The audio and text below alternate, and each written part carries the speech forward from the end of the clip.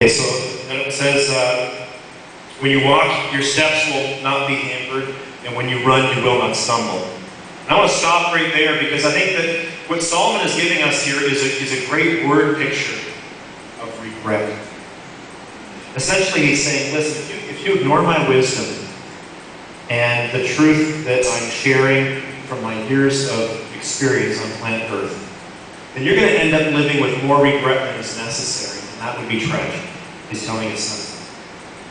And regret here is pictured as an uneven path. I think there's an image that's going to come up. Regret is like walking down an uneven path that is strewn with rocks and littered with roots. That's what regret is like in our lives. And a path like the one that you see in that picture there, that's going to slow you down. And here's what happened. Here's what happens to people who live with unnecessary regret longer than they should. It's like they've been traveling down this path that's got rocks and roots, and they realize, looking back, that it's taken them a lot longer than they thought to get to where they want to go.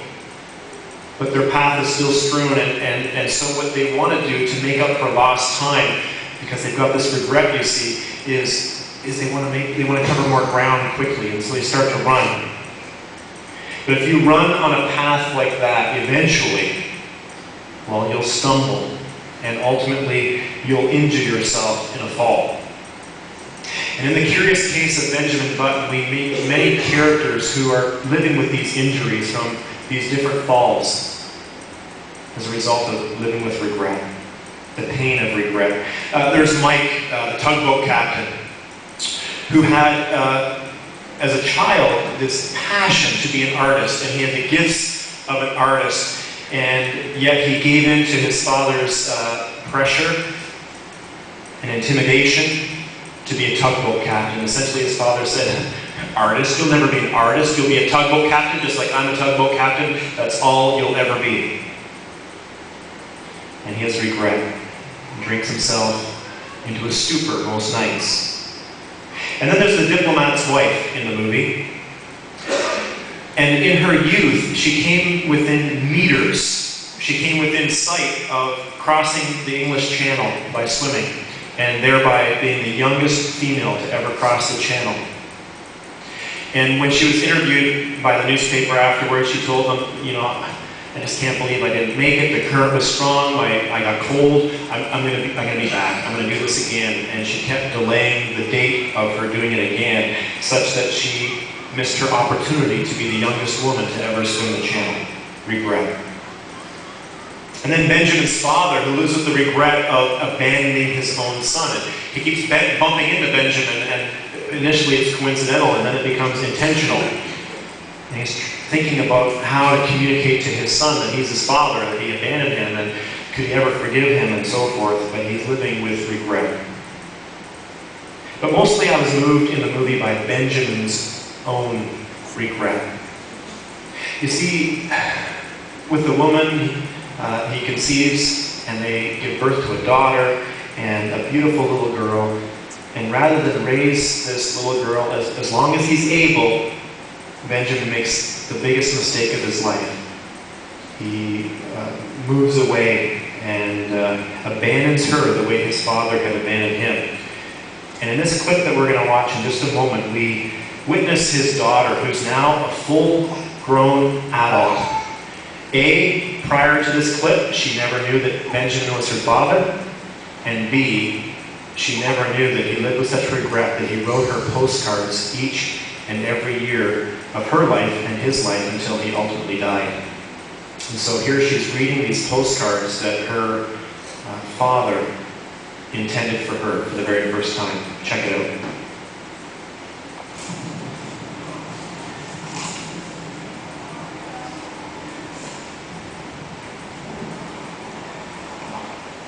It's for me. 1970. I was 2. Happy birthday. Wish I could have kissed you goodnight.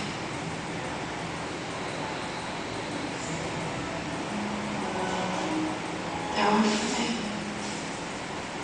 5. I wish I could have taken you your first day of school.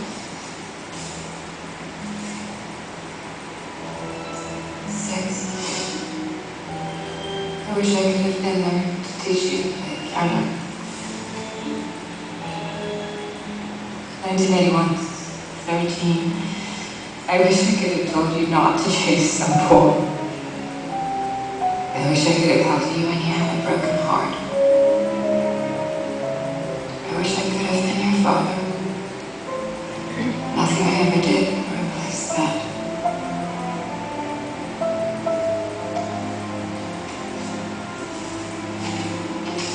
I guess I went to India. For what it's worth, it's never too late, or it might be. It's too early to be whoever you want to be.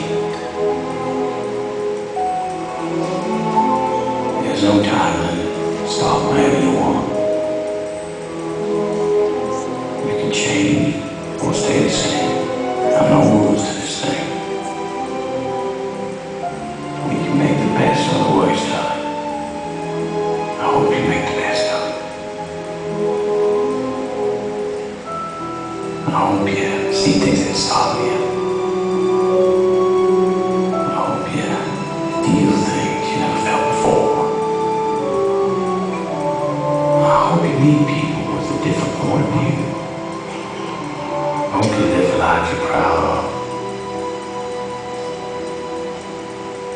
If you find that you're not, I hope you have the strength to start all over again.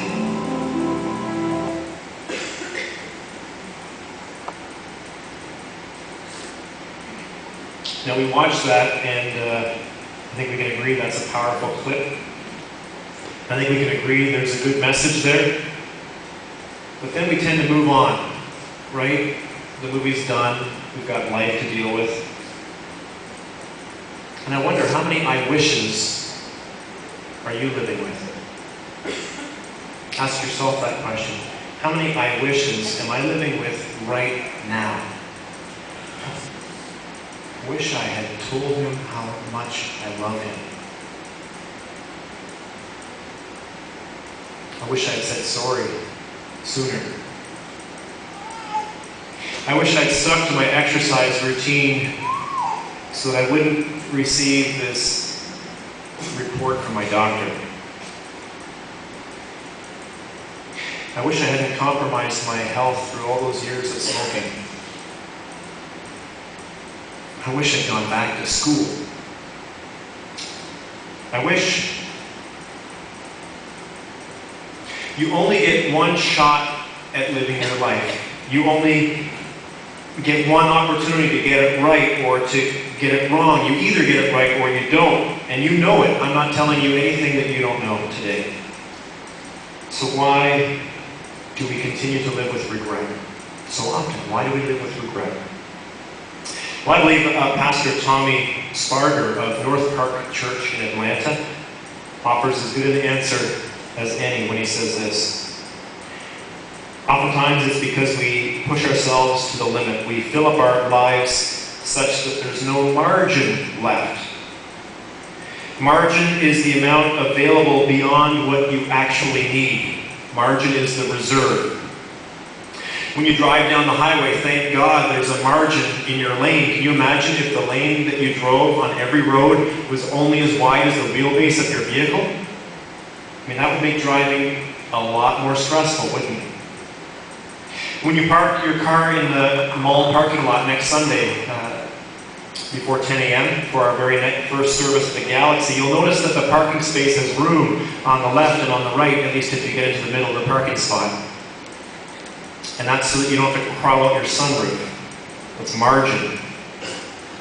If you live in the north end of the city like I do, and you have a meeting in the south end of the city, then you know, if you've lived here long enough, that it'll take you 20 minutes most times of the day to make that trip. And say you've got that meeting and you know it's a 20-minute drive. Margin is when you give yourself 30 minutes for the trip. And most of us don't build that margin in. I know when it comes to that driving illustration, I don't.